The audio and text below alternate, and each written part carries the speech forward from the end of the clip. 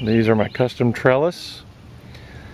I have not seen these anywhere before, online anywhere, but I had developed these over the winter when I didn't have anything to do, because when I grew the yard long beans, Chinese red noodle, last year, them things climbed above the deck.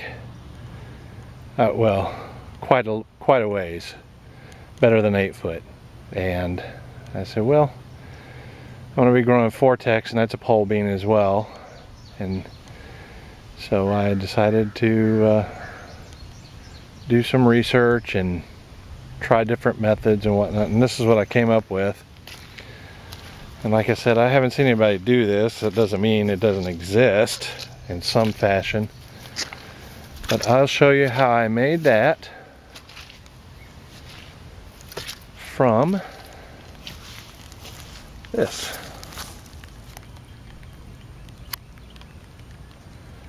And what you see here are 2 trellises, 30-foot trellis, minus the poles.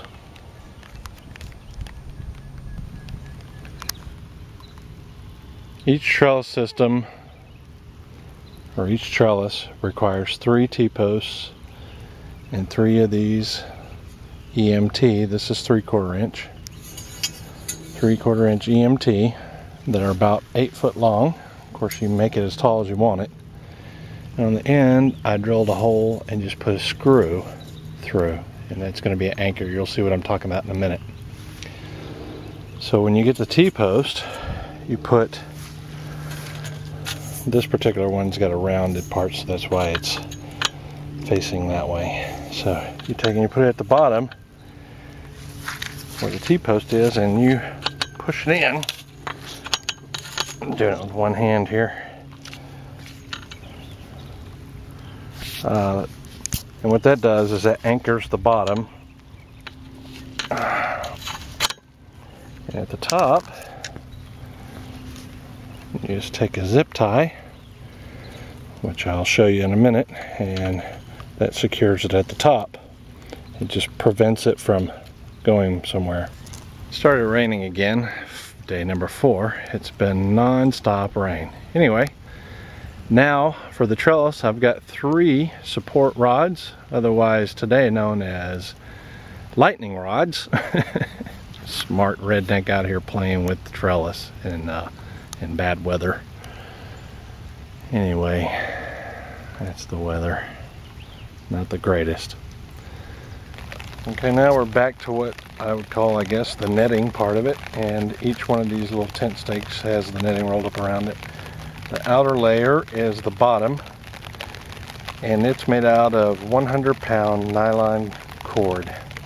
And I'll show you what that looks like here.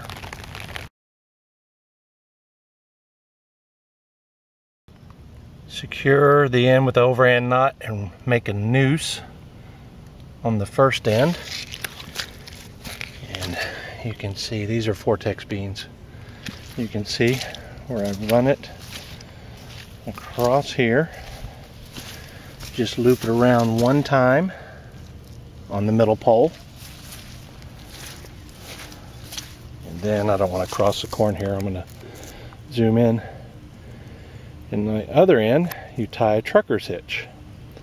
And I'll show you how to do that here. Okay, this is how you tie a trucker's hitch. The first thing you do is you take the end of the string and you tie an overhand knot a distance from where you're going to secure it. In this case, it's a T-post. And then you wrap the end around what you're securing it to, and you pull it through the loop.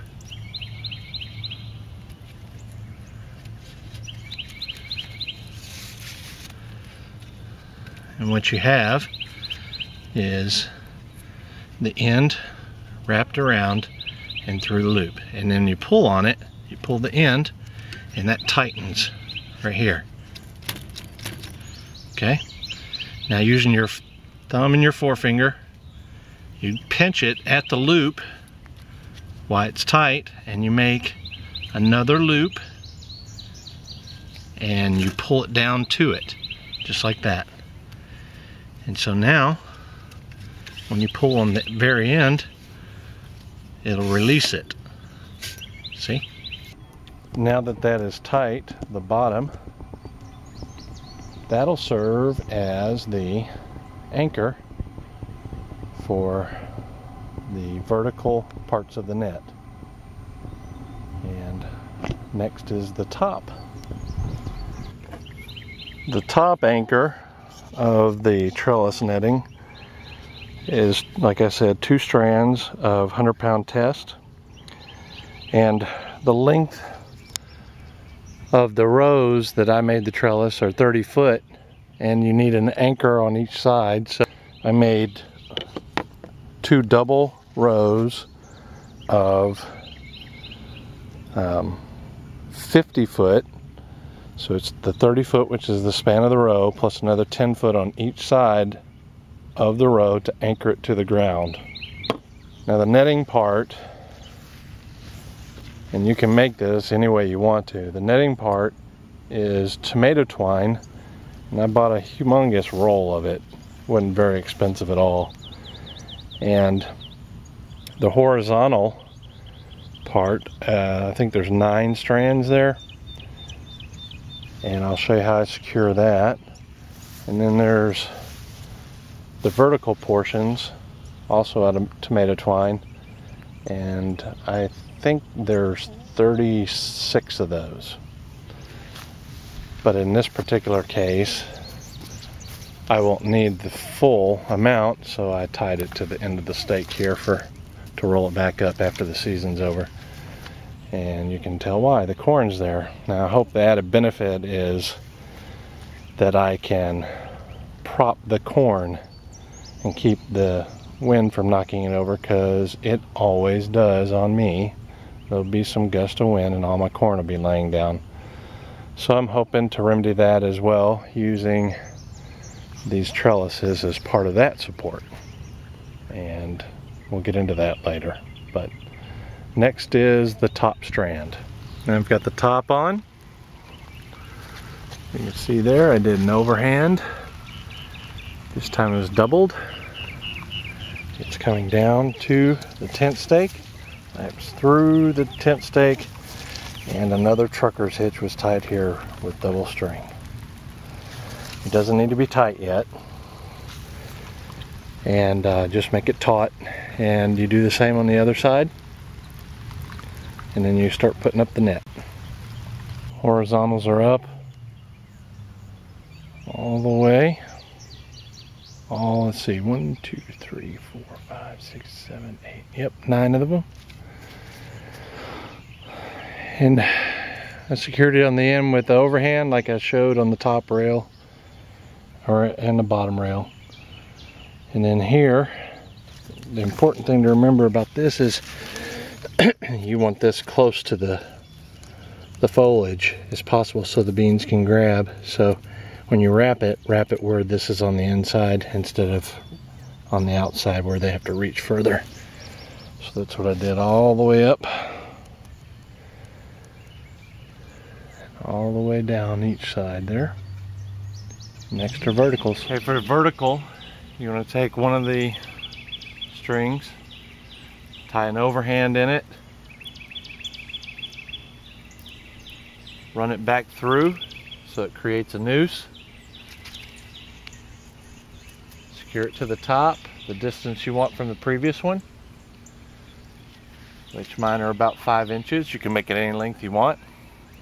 And from here, what you do, what I found the best way is, because these are kind of loose, and that's okay, but if you just do this, see how it could pull it up or down, what have you. So it's best if you grab the line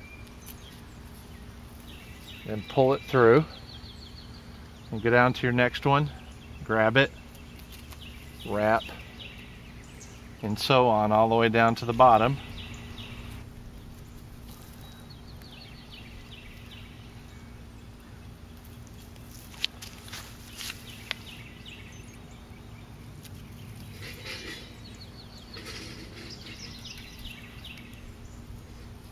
Now as I near the bottom, you have to secure it.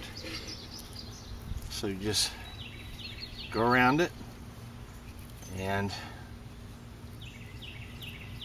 you come back through and just do it like that. This don't have to be super tight. What'll happen is the beans will grab and they will add to the strength as they climb. Row 2 done.